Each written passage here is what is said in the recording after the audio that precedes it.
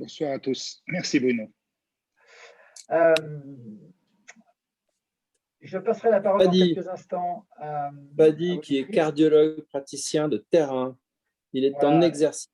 Il continue à travailler en tant que cardiologue, mais c'est surtout un entrepreneur.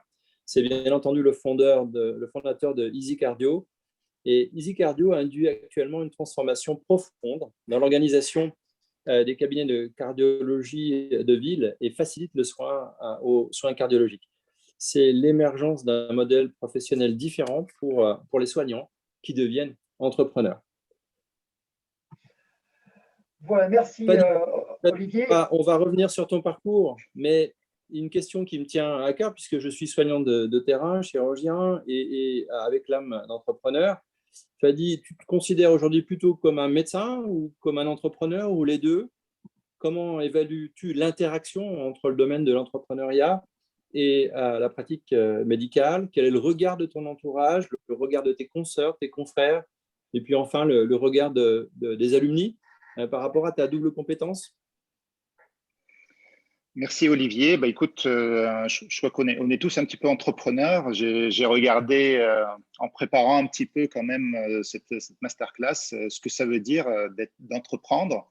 C'est prendre avec ses mains et à partir du moment, quel que soit notre métier, tous les jours, on fait des choses, on est dans l'action. Et en fait, c'est ça être entrepreneur et ça entreprendre. Dans un cadre un peu plus structuré de l'entreprise, parce que c'est comme ça qu'on l'entend couramment, c'est de fonder une entreprise et la gérer. On monte un petit peu d'un cran, on est plus dans l'action et il y a une notion de partage, de constituer une équipe, de se fixer des objectifs, mais surtout donner une pertinence économique à une activité. Et c'est là le challenge.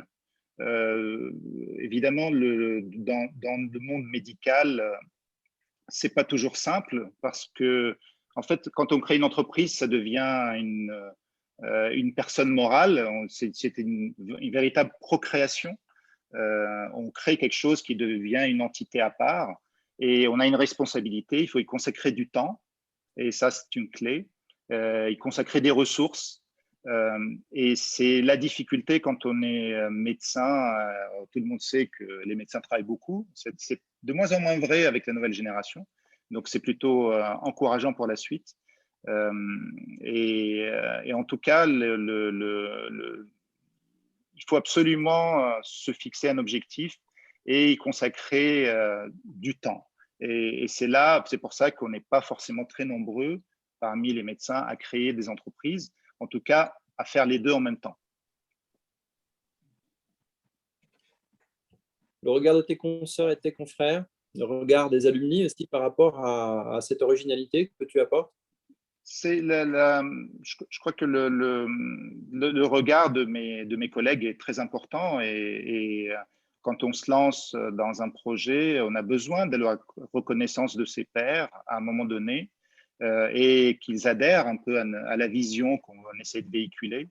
Et si on veut avoir de toute façon une réussite économique dans un projet tel que la santé, il faut avoir une adhésion d'un minimum d'une masse critique de consoeurs et de confrères. Et c'est vrai que c'est un vrai stress au début.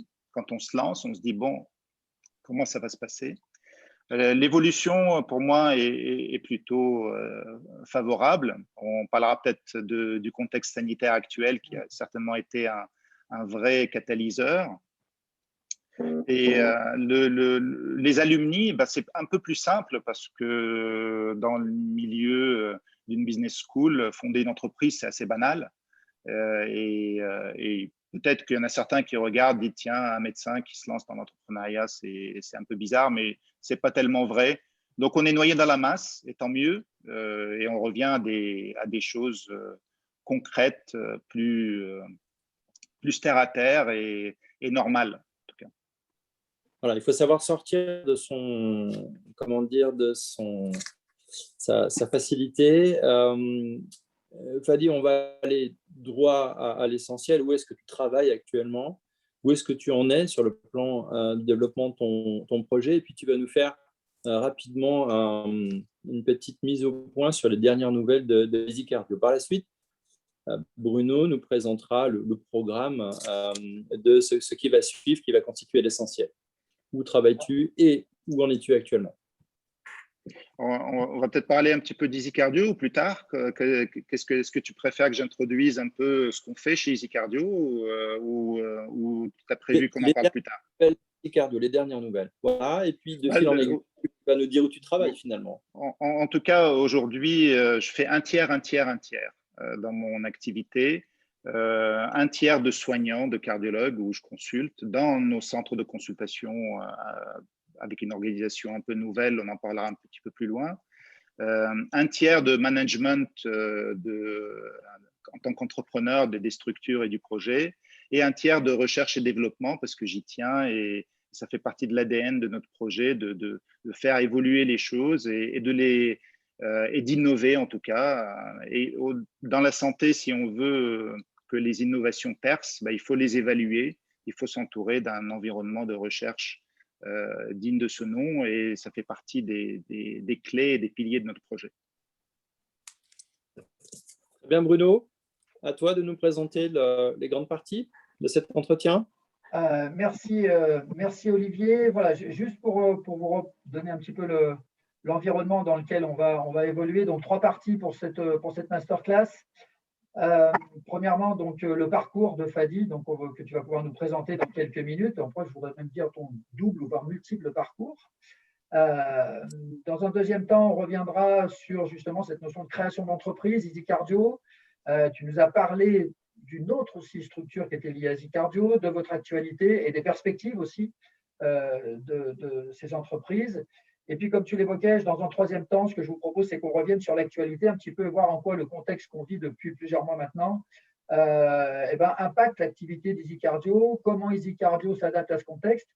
Et puis, quand je dis en termes d'adaptation à ce contexte, c'est tant sur le business aussi que sur l'organisation, le management. Voilà, si tu peux dire un petit peu quels ont été les impacts et quels sont-ils encore de ce contexte Covid. Pour ceux qui ont l'habitude de venir au masterclass, vous savez que pour les questions, vous pouvez les poser à travers le chat et Olivier et moi, on les regarde régulièrement. Et en fin de chacune des parties, on regardera s'il y a quelques questions pour pouvoir les poser en fonction du timing. Et à la fin, si le temps là aussi nous le permet, on gardera un petit moment pour ouvrir en live à des questions sur le chat avec Fadi. Alors, voilà, donc c'est parti voilà, sur le parcours. Ouais. Parce que le parcours de l'individu, de l'homme, est souvent à l'origine de la création d'une entreprise qui est à son image. Donc, je vais te demander de me résumer, Fadi, si tu le veux bien, en quelques minutes, ton parcours qui est multiculturel, tu es polyglotte, tu as ce goût du risque, de l'aventure. À toi. Écoute, merci pour cette intro. On ne choisit pas toujours son parcours. C'est vrai que on le doit un peu au contexte, à son environnement familial et jusqu'à ce qu'on prenne son envol. Et le côté multiculturel, c'est vraiment le point peut-être essentiel pour moi qui m'a beaucoup apporté. Ça, on ne choisit pas. On est dans un pays où l'accès à des cultures multiples, moi, j'ai vécu essentiellement au Liban, où l'accès à la culture internationale était assez courant. Et c'est ce qui caractérise un peu, ça m'a énormément apporté, ça m'a permis de m'adapter dans beaucoup de circonstances et surtout à m'adapter dans différents contextes économiques comme ceux qu'on peut vivre aujourd'hui. Donc, il y a une part de résilience liée à ce parcours-là. Mais c'est aussi un risque, le côté multiculturel, c'est se dire où est-ce que j'appartiens finalement. Le côté d'appartenance, à un moment donné, c'est retourner dans le cocon où on se sent entre les siens. Et parfois, on se dit, mais d'où je suis, qui je suis et où je vais. Et il y a un collègue allemand qui m'a dit, écoute, pour savoir d'où tu viens, il faut juste que tu me dises quelle équipe de foot tu soutiens. Et je trouve que c'est assez joli. Et c'est voilà, donc c'est comme ça que je me définis aujourd'hui. Merci beaucoup. Tu es parti à l'aventure parce que tu es venu étudier en France. des Français chargés d'établir les relations culturelles, scientifiques entre le Liban et la France. Tu as quitté ta famille que tu voyais finalement 1 à 2 fois par an pour venir faire tes études en France. Est-ce que tu peux nous résumer là aussi brièvement ta formation médicale, académique, hospitalière? Tu restes un expert reconnu en échographie cardiaque. Et puis, une question qui me tarabuse sur le plan humain, c'est quand est-ce que tu as décidé de ne pas être que cardiologue? Est-ce que c'est venu tout seul? Est-ce qu'à un moment, tu t'es dit, il faut que je prenne en main cette conduite du changement et puis je vais le faire et je vais faire avancer les choses? Donc, ta formation, qui est probablement académique, mais quand est-ce que tu as dit non à cette voie royale et que tu as décidé de sortir progressivement de ces rails bien tracés? Bon, je n'ai pas vraiment dit non à cette voie, hein. Je suis toujours cardiologue, donc c'est juste, Oui. j'ai essayé de faire évoluer les choses. D'abord, une parenthèse qui est peut-être hors sujet, mais je suis vraiment reconnaissant de cette porte ouverte que m'a offert ce pays, qui est la France, pour faire ce parcours. Et ça, on oublie de le noter. C'est pas si évident que ça, et ça paraît naturel quand on a toujours vécu dans notre pays, de se dire bon, ben voilà, j'ai un cursus, je réussis un concours et j'y vais. Et là, on peut parler d'un parcours qui a été offert, hein, je dis bien offert à quelqu'un comme moi, et je reste éternellement reconnaissant pour cette opportunité.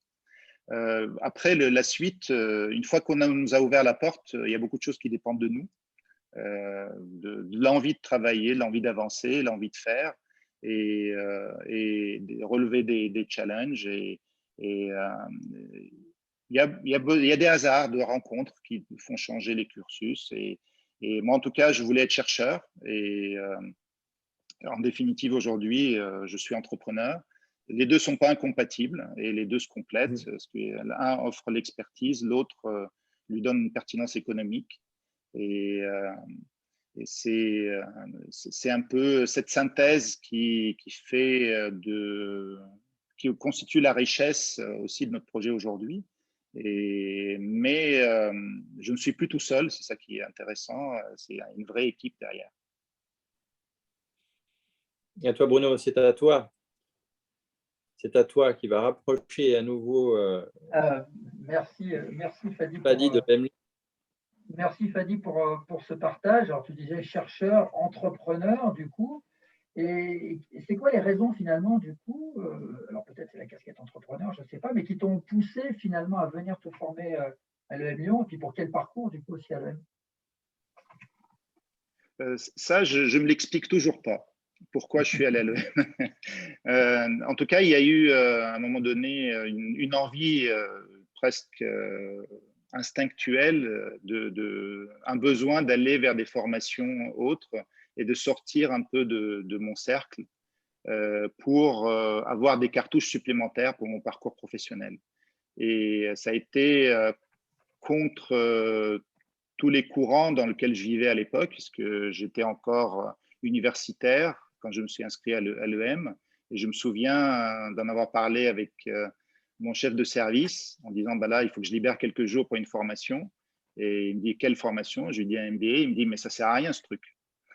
C'était un peu ce que j'ai retenu de la vision qu'on avait en tout cas d'une formation de business à l'époque dans le milieu académique. Il ne m'en reste pas moins que c'était un des meilleurs choix que j'ai pu faire en tout cas dans mes choix de formation. Ça m'a ouvert vraiment l'esprit et ça a beaucoup façonné la suite et des opportunités de développement pour le projet dans lequel je suis actuellement ont vraiment été en partie formatées pendant cette formation. Je partage ce point de vue. On ne sait pas bien pourquoi on y va, mais on ne regrette pas cette expérience. Ça vous change, on trouve ces aspirations et notamment à l'aventure de l'entrepreneuriat, puisqu'actuellement, je cherche à établir des ponts entre la formation académique médicale et l'entrepreneuriat. Et cette action d'entrepreneuriat adresse généralement des problèmes bien spécifiques qui n'intéressent pas toujours notre entourage, notre concurrence. Fadi, Easy Cardio adresse un problème particulier dans l'exercice de la cardiologie. Quel est-il exactement et quand est-ce que tu t'es rendu compte qu'il y avait un besoin de ce côté-là? En fait, on n'adresse pas un problème particulier à la cardiologie, mais plutôt un problème assez général dans l'accès aux soins. On se rend bien compte aujourd'hui que c'est de plus en plus difficile de savoir sur quelle porte je dois toquer pour commencer mon parcours de soins. Et ça, c'est un vrai parcours de combattant pour tous les patients qui devient de plus en plus complexe et avec des disparités territoriales compliquées. On se plaint en France, mais au niveau mondial, c'est beaucoup plus difficile d'accéder aux soins aujourd'hui. Donc, c'est un constat pas d'échec, mais de difficultés croissantes à laquelle on ne pouvait pas répondre en tant que professionnel de santé avec notre organisation actuelle pour faire notre boulot, faire notre job, c'est soigner les gens et répondre à leurs besoins. Et c'est de là que c'est parti, malgré le fait que je faisais partie d'un groupe qui avait beaucoup de moyens et on était très rapidement débordé par la demande. Et c'est la naissance du projet, c'est vraiment sur le terrain. Donc, on aborde la question de l'entreprise, la création d'entreprise en santé. Merci Fadi en tout cas pour Bruno, pour tu ce vas retour. faire le monsieur loyal pour Easy Cardio. Alors, juste avant qu'on passe à la deuxième partie donc, de notre masterclass et justement cette aventure de création d'entreprise que tu vas nous raconter, Fadi, je voudrais juste regarder, je ne sais pas si tu as regardé Olivier, est-ce qu'il y a des questions peut-être dans le chat? N'hésitez pas, si vous avez des questions complémentaires ou des éléments qui ne sont pas forcément abordés directement, à poser vos questions dans le chat et on le consulte régulièrement pour que Fadi puisse vous apporter des réponses. Oui, pour ceux qui sont scientifiques et qui désirent aborder la création d'entreprise. Alors, effectivement, Fadi, maintenant, ça serait bien peut-être que tu nous parles un petit peu quand même de l'activité d'Easy Cardio. Tout à l'heure, tu évoquais d'ailleurs qu'Easy Cardio n'est pas seul finalement, qu'il y a une autre activité aussi et que les deux sont assez liés. Donc, est-ce que tu peux nous raconter un peu comment est née cette aventure, dans quel contexte, quand est-ce qu'est née tout ça et puis le métier quand même d'Easy Cardio et de l'autre structure, si j'ai bien compris. On y vient. Et donc, c'est ce qu'on a dit tout à l'heure sur la naissance du projet sur le terrain avec les difficultés qu'on rencontre, c'est un peu le point de départ. Et Easy Cardio, si on peut résumer la mission de notre projet, c'est deux mots, c'est la cardiologie de proximité. Cardiologie, en tout cas celle dont a besoin le patient. Et il ne sait pas, avant de commencer son parcours, de quoi il a besoin exactement, comment on peut lui apporter quelque chose dont il ne connaît pas encore les contours. Ça, c'est un vrai challenge. Et la proximité est une notion très importante.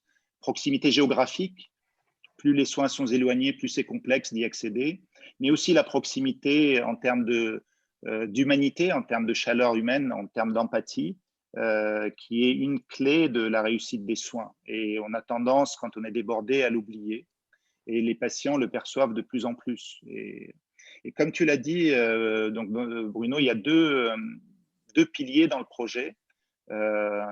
Les soins ne peuvent pas ils peuvent pas que s'appuyer sur des ressources humaines, sur les professionnels de santé. Donc, il faut une composante présentielle. C'est pour ça qu'on a développé les centres de consultation Cardiopark, qui offrent une nouvelle organisation et autour d'une équipe.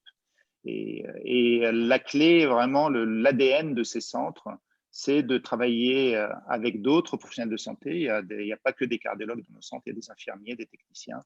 Et le patient, il est coucouné par tous ces professionnels qui ont tous une fonction médicale.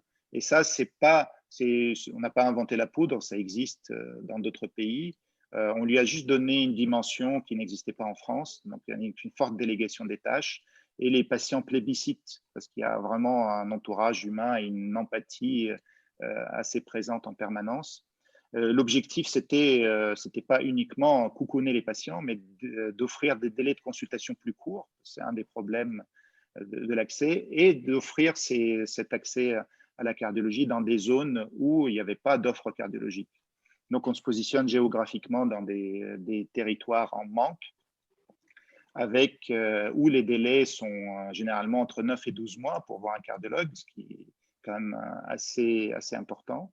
Et on essaie de les adapter aux besoins de chaque patient. Et l'autre pilier, c'est du digital, c'est le numérique. On ne pourra pas mettre un cardioparc dans chaque bourgade.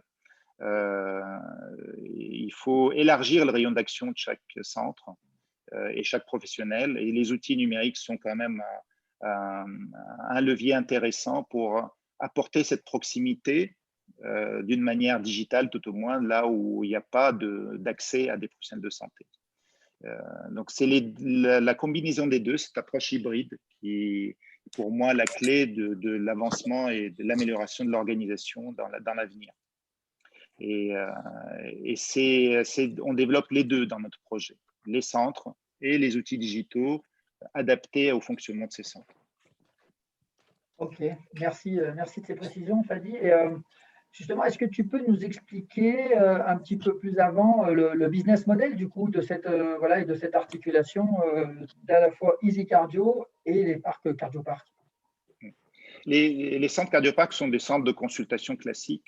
Donc, c'est comme quand on va dans un cabinet lambda, on donne sa carte vitale et on a une consultation qui est aujourd'hui essentiellement financée par la collectivité, par l'assurance maladie.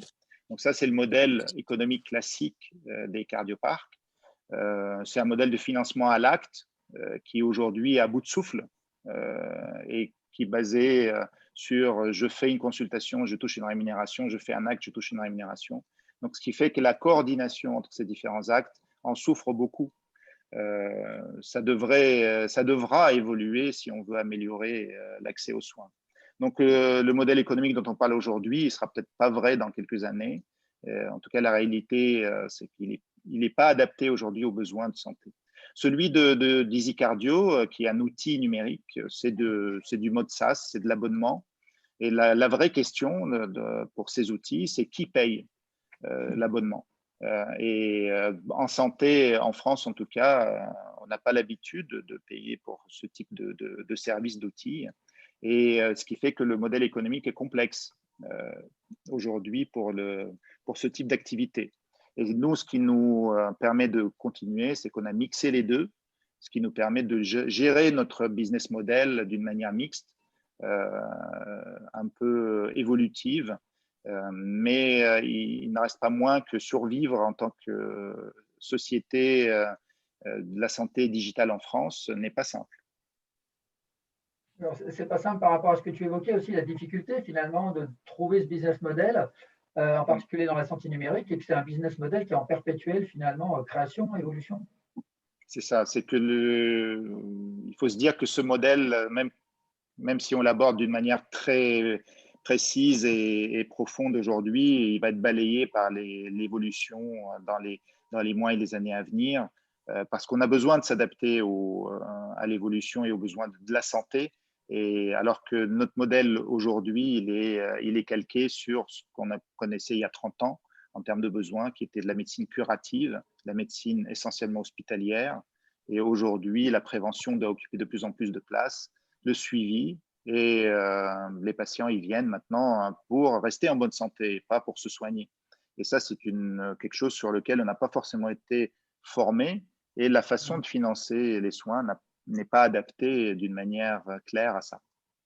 Une question de Guillaume Bézi, entrepreneur très pragmatique, qui fait référence au parcours utilisateur de l'organisation Cardioparc et qui veut connaître, dans certains cas les plus schématiques, les avantages, les bénéfices de l'organisation Cardioparc Easy Cardio lorsqu'on est patient.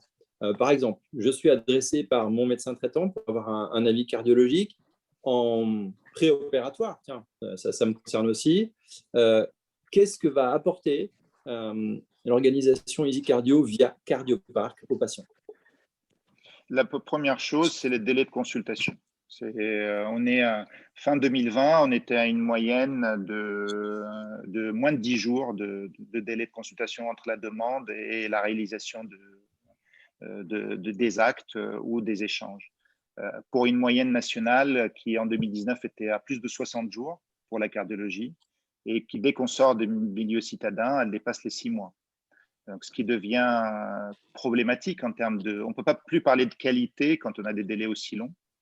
Et l'autre point que les patients avancent, parce qu'on leur demande leur avis à la sortie de chaque consultation, il y en a déjà plus de 5000 qui sont exprimés, ils nous disent « j'ai été écouté ». Et ça, on revient à une des bases de la médecine, c'est d'écouter le patient. Et les patients, en tout cas, ont l'impression qu'on l'a un petit peu perdu parce qu'on est sous pression et qu'on devient une médecine plutôt technique, où l'acte technique occupe la place principale et où l'échange passe au second plan. Et on a remis ça au centre. Il n'en reste pas moins qu'on a parlé tout à l'heure du modèle économique, qui reste encore pas toujours évident à trouver, mais sur le plan médical, on répond à un besoin de qualité avec des délais raisonnables. C'est éloquent. Merci beaucoup, Fadi, pour ces précisions. Fadi, j'ai l'impression qu'en définitive, dans chaque soignant, il sommeille un entrepreneur. La question que je me pose, c'est est-ce que c'est une aspiration fondamentale de tout soignant à devenir entrepreneur, ou est-ce que c'est l'affaire de quelques-uns seulement? La question, c'est l'intérêt aussi que peut trouver cette action d'entreprendre pour chaque soignant pour amener une conduite du changement avec des soignants qui très souvent constatent les problèmes mais n'osent pas les aborder et n'osent pas changer leur quotidien. Je crois qu'à partir du moment où on a une activité économique, et c'est le cas même du moindre cabinet, c'est déjà une entreprise en soi, et ça, il faut en être conscient. Il ne suffit pas d'être médecin pour bien gérer son cabinet. On a besoin de s'équiper, on a besoin de recruter, on a besoin de répondre à un cahier des charges d'hygiène, de continuité de soins. Et donc, c'est une entreprise complexe. C'est pour ça qu'il y a de plus en plus de nos collègues qui ne veulent pas ne veulent pas de ce modèle classique où on est tout seul dans son cabinet avec plus ou moins une secrétaire pour répondre à une demande importante. Donc, ce qui manque, c'est un peu cette prise de conscience pendant notre formation. C'est donner quelques cartouches aux futurs médecins, se dire si vous devez vous lancer dans quel que soit votre métier futur, il faut avoir un minimum de soutien autour. Si ce n'est pas nous-mêmes qui le faisons, il faut avoir les personnes autour qui nous aident à le faire. Et donc et c'est pas propre aux médecins à mon avis, c'est toute activité économique.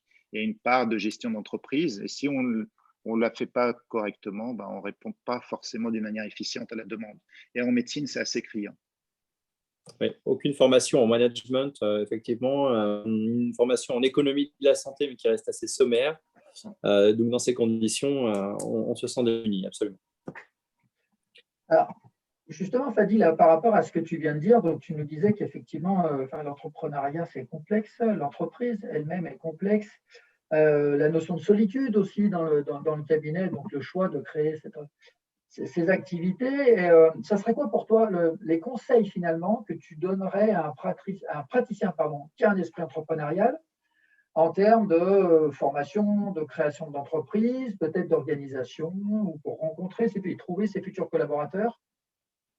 Voilà, quels seraient les conseils que tu pourrais lui donner? C'est un vrai challenge, et je crois qu'il faut remonter en amont. Quand on sort avec son diplôme, en tout cas pour la médecine, On ne sait pas du tout ce qui nous attend. On était formés à l'hôpital, on était coucounés, on travaillait en équipe, même si le travail pouvait être parfois difficile, mais on n'est pas tout seul. Et si on fait le choix de passer en médecine de ville, par exemple, on se retrouve très rapidement confronté à beaucoup de complexité à laquelle on n'était pas préparé. Donc, on apprend sur le tas. Il y en a qui le font très bien et d'autres qui en souffrent. Et nombreux, en tout cas, mettent du temps avant de devenir efficaces et efficients. Les standards de qualité de la médecine aujourd'hui ne peuvent plus être atteints avec un exercice solitaire. Ça, c'est une évidence. Les patients s'en rendent compte. Et les contraintes, rien que les contraintes d'hygiène, par exemple, suite à une crise sanitaire comme celle qu'on a vécue, nécessitent qu'on soit plusieurs dans un cabinet pour pouvoir répondre à la distanciation, pour respecter certaines règles, pour nettoyer, pour accueillir les patients dans des conditions d'hygiène suffisantes pour ne pas répandre un agent infectieux. Ça, c'est un exemple très simple. Mais ce qui est le plus important, c'est qu'on a besoin de monter en charge en termes d'efficience des soins. La demande augmente d'une manière importante. C'est un des avantages que disait Olivier tout à l'heure, c'est on n'a pas de problème forcément économique à la base. Il y a une demande importante, donc il suffit d'être présent pour avoir de l'activité. Par contre, on a un challenge, c'est de répondre d'une manière efficace à une demande croissante avec une qualité améliorée et répondre à des besoins différents et s'adapter à cette évolution. Et aujourd'hui, dans l'état actuel des choses, c'est pas simple. En pratique, donc les conseils en pratique, quand on a une idée, il faut se lancer. Voilà. Et ça, il y a un moment donné, il y a un saut à opérer. Il ne faut pas forcément se dire je suis en train d'innover. Il faut surtout se dire comment je fais bien mon travail et comment je peux m'entourer des bonnes fonctions support. On oublie les fonctions support en médecine. On se dit qu'il suffit d'être médecin et tout vient tout seul. Et il faut avoir les bonnes personnes autour de soi, comme dans toute équipe avec une activité économique. On a besoin d'être plusieurs pour répondre à ça. La solitude en médecine est rejetée en bloc de toute façon par les générations qui sortent aujourd'hui. Beaucoup de solutions relativement innovantes sont à base de digital. Comment se former pendant et à la fin de ces études, à la sortie de la fac, au numérique appliqué à la santé? Est-ce que tu as des directions à donner aux plus jeunes ou aux moins jeunes qui veulent aller dans cette voie-là? Je crois qu'on aura réussi la mutation numérique en santé quand on parlera plus de santé numérique, mais de santé tout court. Et c'est juste des outils. Et comme on a appris à manier le stéthoscope et on a appris à manier l'échographe ou toi le scalpel, à un moment donné, il faut apprendre à manier certains outils qui nous offrent des perspectives nouvelles d'exercice de notre métier. Ça reste un moyen et il faut garder le cap sur quelle est la finalité. C'est d'apporter un soin efficace. Si c'est avec des outils numériques, tant mieux. Si c'est sans, ça peut l'être aussi. L'essentiel, c'est d'atteindre un objectif d'efficacité. Et on n'a pas besoin de déjà se former à la prévention et la médecine de ville. On n'est pas formé pour ça. On est tous formés à l'hôpital. Et quand on se retrouve de l'autre côté, en dehors des structures hospitalières, qui avant, peut-être il y a 30 ans, représentaient 90% du soin. Aujourd'hui, heureusement qu'on se soigne à la maison, qu'on se soigne en ville, on se soigne chez soi, même devant son écran. Et ça fait partie d'une offre nouvelle qu'il faut accompagner. Et je crois que les médecins vont y aller. Et on parlera peut-être du Covid tout à l'heure, qui a été un catalyseur en termes d'usage. Mais c'est un vrai challenge parce que ça va trop vite. Et la difficulté, c'est comment intégrer ces modes. Il faut juste garder le cap, se dire quel est mon rôle, je suis soignant, comment je soigne au mieux mon patient. Si ces outils m'apportent quelque chose, il faut qu'ils le prouvent et il faut que je sois à l'aise avec ça. Et donc, on est dans une période de transition qui s'accélère. Comme on est passé en cardiologie du stéthoscope vers l'électrocardiogramme, il y a eu ceux qui se disaient bon, l'électrocardiogramme ne sert à rien, je vais garder que le stéthoscope. Après, on a eu la mutation, on est passé de l'électrocardiogramme à l'échographie cardiaque. Pareil, c'est des mutations qu'on a déjà vécues dans le passé. La seule différence aujourd'hui, c'est que ça va beaucoup plus vite. En pratique, je suis jeune cardiologue, je sors de la fac, je veux m'installer, je veux me former au numérique et en même temps dans l'optique de créer une entreprise parce que j'ai observé un problème. Que dois-je faire? Je suis Tetras, je vais faire un MBA, je prends 2 ans pour le faire, je vais au contact de développeurs pour me former au numérique, je vais trouver tout sur place à l'EM. Quel conseil pratique tu pourrais donner à des jeunes qui ont envie de changer les choses, je dirais après avoir sauvé le monde, enfin, c'est un grand mot, ils ont envie de le changer. Comment en pratique ils vont se former aux outils numériques et au management et à la gestion de l'innovation? On n'a pas forcément besoin de tout ça pour être cardiologue. Ce qui est chef d'entreprise, ok, mais on n'a pas tous forcément besoin de se lancer dans un projet. Il faut d'abord se dire, je suis heureux de soigner les gens. Comment je fais au mieux pour les soigner? Et après, les outils viennent dans un deuxième temps. Et juste être conscient que quand on se lance dans une activité médicale, c'est une activité d'entreprise. Donc, on a besoin de calibrer le fonctionnement et les équipes pour répondre à ce besoin. Et c'est ça la difficulté aujourd'hui parce qu'on n'est pas préparé pour ça. On peut tout à fait apprendre sur le tas. Très bien, ça c'est parfait. Donc, tu es quand même passé par le MBA de l'EM Lyon. Je vais poser la question de la solitude du dirigeant parce qu'elle est inévitable, puisque tu te lances dans ce projet. Comment as-tu rencontré des entrepreneurs de la santé numérique, peut-être des soignants? Comment tu as été chercher du soutien et notamment du mentorat? Comment tu as fait ça? C'est là où le M Lyon a joué un rôle important. Easy Cardio est né en 2016 en tant qu'entreprise, 2017 pour le côté opérationnel, et notre premier site de fonctionnement, c'était l'incubateur de l'EM Lyon. Et ça, c'était une étape décisive dans l'évolution du projet parce que l'environnement de l'EM Lyon offre le conseil proche sur toutes ces activités support. Quand on démarre un projet, on n'a pas de juriste, on n'a pas de développeur, on n'a pas de marketeur et on n'a pas de commercial. Au début, on se dit, bon, moi j'ai besoin de tout ça, comment je fais d'emblée? Et si on veut lancer en tout cas une entreprise, il faut se faire accompagner, ça c'est certain. Après, on peut tout à fait la lancer à plusieurs, avec un groupe de copains, chacun une compétence, mais malgré ça, en tout cas dans la santé, ne serait-ce que pour manipuler des données de santé, que si on est dans le numérique, il y a des obstacles à l'entrée qui sont assez complexes aujourd'hui et on ne peut pas le faire tout seul.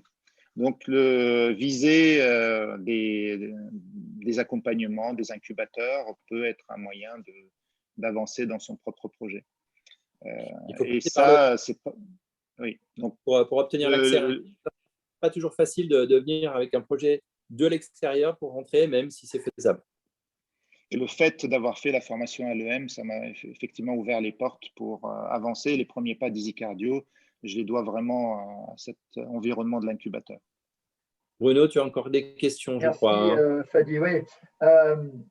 On a parlé, à travers, on a parlé de ton parcours, on a parlé des compétences, on a parlé des outils, on a parlé de l'humain. On est quand même dans une business school, donc il y a un sujet qu'on n'a pas encore abordé, justement, c'est l'argent. Je crois savoir qu'il y a un certain nombre de perspectives pour Easy Cardio, en particulier une levée de fonds qui se prépare.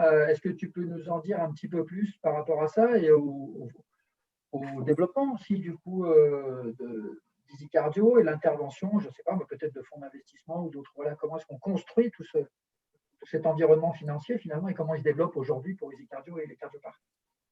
S'il n'y a pas d'argent, il n'y a pas de projet, ça c'est certain. Soit on en gagne d'emblée, soit il faut aller le chercher et convaincre que le projet en vaut la peine. Et donc effectivement, on est déjà passé, c'est notre troisième levée de fonds, qui est toujours avec nos actionnaires historiques jusqu'à maintenant. Et là, la levée de fonds actuelle, elle est particulière, parce elle s'adresse à une communauté de professionnels de santé. Donc elle est toujours en cours, donc je ne pourrais pas forcément donner tous les détails, mais en tout cas, l'objectif de fédérer, on en a parlé tout à l'heure, le regard des confrères et des autres médecins est important. Et les convaincre de mettre de l'argent dans un projet, c'est aussi une façon de montrer que le projet a de la valeur. Et la difficulté du numérique, en tout cas, c'est de dire, mais quand est-ce que la société va commencer à gagner de l'argent et pendant combien de temps il faut investir. Donc, il faut avoir quand même autour de soi des personnes convaincues par la finalité du projet. Nous, notre particularité, c'est d'être un modèle hybride. Donc, on a quand même déjà une assise économique liée aux centres médicaux qui nous donne une visibilité et en tout cas un avantage concurrentiel sur des projets purement numériques. Et c'est ce qui nous a permis jusqu'à maintenant de continuer à convaincre nos actionnaires à investir. On n'a pas jusqu'à maintenant fait appel encore à des fonds d'investissement dans nos levées. Ce sera peut-être pour le prochain tour. C'est une des forces des soignants entrepreneurs, c'est justement d'allier la médecine de terrain et le digital. Les projets digitaux sont essentiels, ils nous apportent des grands moyens de scalabilité notamment, mais l'action de terrain du soignant qui devient entrepreneur me semble favorable à l'émergence de projets pérennes. Nous allons peut-être passer à l'impact du Covid dans ton organisation. Et c'est pour cela la parole à Guillaume. Olivier, je parcourais les questions qui sont dans le chat, peut-être avant qu'on passe à cette dernière partie. Il y en a une qui vient d'arriver. Oui, voilà, il y a des questions qui sont arrivées. Merci pour ces questions. Alors déjà, on parlait du développement, d'accord, d'aller convaincre finalement les investisseurs et du bien fondé des bénéfices du projet. Une question autour des études d'impact. Est-ce qu'il y a des études d'impact qui ont été mises en œuvre pour montrer les bénéfices finalement du projet et de l'organisation Cardiopark EasyCardio? On a notre tableau de bord. Aujourd'hui, il y a à peu près 15 000 patients qui sont déjà passés dans nos centres Cardiopark. Le premier a ouvert il y a 2 ans, en 2019, donc c'est déjà un volume important en termes d'activité. Et les marqueurs les plus immédiats, parce qu'on n'a pas encore forcément les marqueurs de qualité médicale, on a la perception des patients qui est très positive. Et ils ont tous la possibilité de s'exprimer après le passage chez nous. Donc, ils ont la liberté de dire ce qu'ils veulent. Et parfois, ils sont critiques, donc on en tient compte. Mais globalement, il y a une vraie satisfaction. Et ça, c'est important. C'est la clé, c'est une des clés de la confiance. Si je ne suis pas satisfait des soins que me donne mon médecin, c'est qu'il y a un problème de confiance et du coup, il y a un problème en termes de finalité.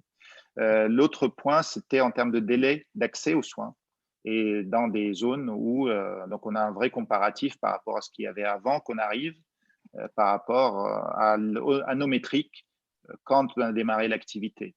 Et c'est vrai que le contraste est tel qu'on n'a pas besoin de faire de tests statistiques aujourd'hui. Il faut continuer à évaluer d'une manière plus fine les choses. Il y a la notion de parcours dans les soins et il faut qu'il soit le plus continu possible. Le parcours ne s'arrête pas chez Cardiopark. Il y a le parcours avant et nous, on fait commencer le patient son parcours dès la maison et ça, c'est grâce aux outils numériques. Il y a le parcours après, il passe chez son médecin traitant qu'on ne maîtrise pas et comment est née la demande d'avis spécialisés cardiologiques. Donc, tout ça sera en évaluation permanente chez nous. Et c'est là où la plateforme numérique, c'est pour ça que la maîtrise de cet outil en interne est important, c'est qu'on va pouvoir suivre d'une manière précise et modifier le tableau de bord, parce qu'on on en a la maîtrise. Donc, rendez-vous peut-être pour les métriques médicales plus tard, mais déjà à court terme en termes d'accès aux soins, il est déjà très encourageant. Merci, merci. On sera ravis de t'accueillir une nouvelle fois pour faire un point dans quelques mois sur ces métriques. Et j'ai vu qu'il y avait dans les questions aussi une personne qui a signalé qu'il y a un DU de santé numérique, exactement, un diplôme interuniversitaire qui existe, et ça c'est une très très bonne nouvelle. Je pense que c'est assez encourageant et ça apporte une réponse à ce que disait Olivier tout à l'heure, c'est comment on se forme. Ça fait partie des choses qui sont déjà offertes pendant le cursus médical, c'est de rajouter une case, un diplôme de plus qui est spécifique à la santé numérique. Ça peut être un vrai plus. Absolument. Cassandra Debar avait une question sur l'accès au remboursement de ces solutions en France. La question qui est sous-jacente, c'est celle de la considération que les moyens apportés par ces solutions numériques sont de véritables thérapies digitales et qu'elles donnent lieu à un remboursement. Quelles sont les voies à adopter pour que ces thérapies digitales, ces soins digitaux tels que tu les amènes, puissent être considérés comme essentiels et donc remboursés par le financeur? Le chemin est long, mais clairement, il faut changer un petit peu, se dire que c'est des outils indispensables pour la coordination des soins et à un moment donné, il faut qu'ils fassent partie du concept que ce n'est pas uniquement la consultation chez le médecin que je dois financer, mais aussi les outils qui me permettent de l'optimiser. Il y a des choses balbutiantes qui existent. Après, il faut aussi montrer que l'outil est pertinent. Et là, on revient à la question de Bruno, c'est montrer d'une manière claire que le fait de rajouter un outil, ça apporte un plus. Évidemment, quand on est porteur de projet, on est enthousiaste, on dit oui, bien sûr, c'est super, ça va révolutionner la santé. Encore faut-il le montrer par un vrai travail de recherche. Et c'est d'où l'importance de cette activité-là, dans notre projet en tout cas, c'est d'apporter les preuves de la pertinence des outils et de notre démarche, notre vision du parcours de soins en cardiologie tout au moins. Merci Fadi pour ces précisions. Je vois l'heure qui avance, donc je vous propose aussi qu'on avance vers la dernière partie en fait de cette masterclass. N'hésitez pas à continuer à poser vos questions dans le chat. C'est l'impact du coup du Covid en fait et de ce contexte sur votre activité. En quoi du coup le contexte de pandémie impacte l'activité d'EasyCardio et des cardioparcs et comment finalement s'adapte ta structure ou tes structures plutôt par rapport à ce contexte, tant sur le développement finalement, mais aussi peut-être sur l'organisation, sur les modes de management. Enfin, voilà, quels sont les impacts finalement de tout ce qu'on vit depuis plusieurs mois pour tes activités? Il y a peut-être une image ou un point qui est vraiment démonstratif, c'est le premier confinement où du jour au lendemain, l'activité de consultation s'est arrêtée. C'est-à-dire pendant un mois et demi, on est passé de, je ne sais pas, 30-35 patients par jour à 5 patients par semaine. Donc c'était assez nouveau pour la santé, se dire bah oui, et du jour au lendemain, avant on se disait bon, l'activité de santé ne s'arrêtera jamais. Et là, on a découvert que si, il y a des conditions, il y a des circonstances dans lesquelles on peut du jour au lendemain ne plus avoir de travail. Et c'était un vrai choc pour le milieu de la santé, mais aussi une période assez bénie pour prendre du recul et se poser des questions dans un contexte où on n'a plus le nez dans le guidon, mais on a le temps de réfléchir et de voir venir. Donc, il y a pas que évidemment, il y a des secteurs qui ont souffert beaucoup plus que la santé, parce qu'après, les choses ont repris. Mais clairement, ça a été un vrai coup de semonce et qui a fait prendre conscience à la communauté médicale et aux professionnels qu'il y a des choses à changer dans notre organisation. et qu'on ne peut pas continuer à travailler comme avant, qu'il y a des choses à bouger. Et la prise de conscience de l'intérêt potentiel des outils numériques en est un. Et c'est pour ça que les usages se sont un petit peu développés. Il n'en reste pas moins que le modèle économique, lui, n'a pas changé, donc on est encore au point de départ. Mais la prise de conscience de ce que peuvent apporter ces nouveaux outils et les nouvelles organisations, la délégation de tâches, le travail en équipe, changer un peu les modes d'organisation pour se recentrer sur le besoin du patient. Quand on va trop vite, qu'on travaille 60 heures par semaine, on oublie un peu ce détail. Et là, le Covid a été, d'une manière involontaire, a apporté certainement, si on doit retenir un point positif, ce serait celui-là. Évidemment, on ne l'a pas fait exprès. Mais il faut prendre ce qui est positif dans une crise, et c'est dans les crises qu'on avance aussi. Pour EasyCardio, c'est les problématiques d'entreprise classiques, c'est le télétravail, comment on peut garder la motivation des troupes quand on ne se voit plus, comment on travaille. Et là, on découvre que, et ça c'est le point de vue médical, c'est que ce n'est pas adapté pour tout le monde. Ces changements importants bouleversent un peu les équilibres. Et je ne sais pas quel sera l'impact psychique à la sortie, quand on retrouvera la vie normale, pour des personnes qui avaient déjà quelques fragilités à la base en termes d'intégration sociale. Mais la problématique d'EasyCardio était plus une problématique classique d'entreprise comme les autres secteurs. Pour le parti numérique, en tout cas. Merci de cet éclairage, en tout cas.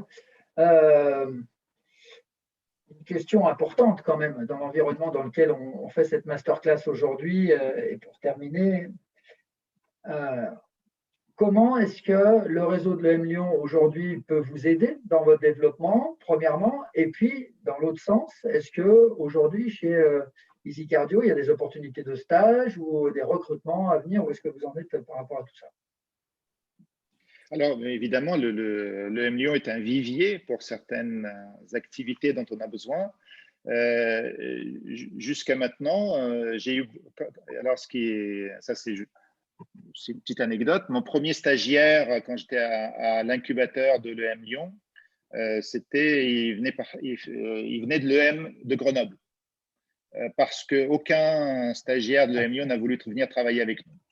Je crois que on n'était pas assez développé.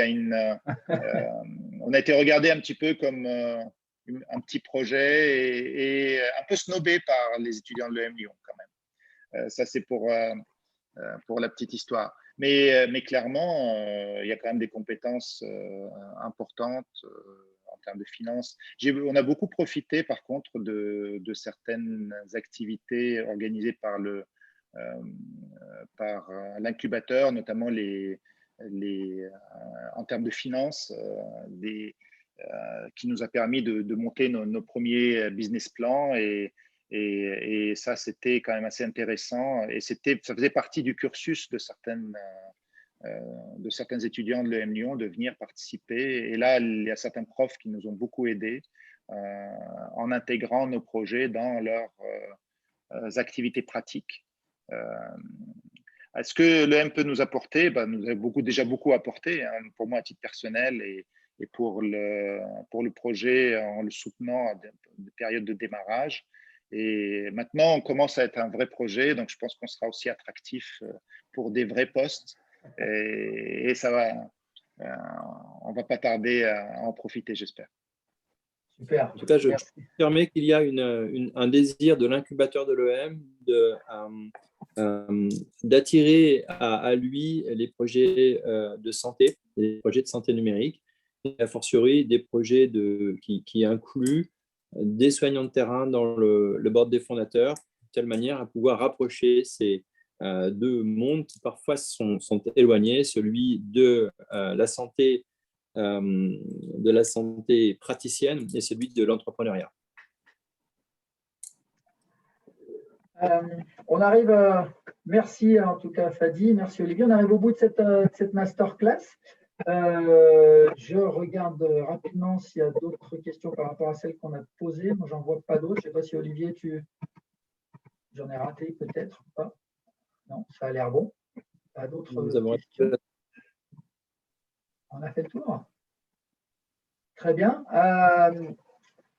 Un grand merci. Merci vraiment, sincèrement, Fadi, de t'être prêté à l'exercice. Du coup, ce n'est pas un exercice simple par rapport aux questions qu'on peut poser.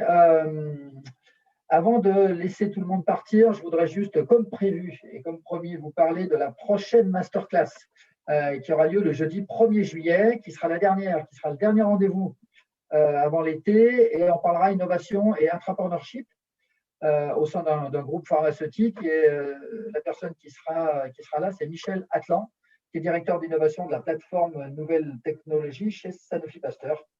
Voilà, il vient nous parler de comment créer et développer une plateforme d'innovation justement au sein d'un leader de l'industrie pharmaceutique. Voilà, donc ne ratez pas, 1er juillet, même heure, même salle.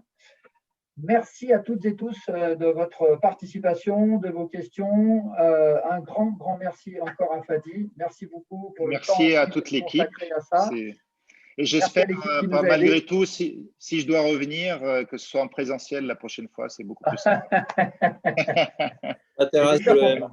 Ouais, à le faire en présentiel. Et comme tu dis, Olivier, si on peut faire sur le rooftop avec un petit apéro derrière, c'est super. Voilà, ça donne envie. Ouais.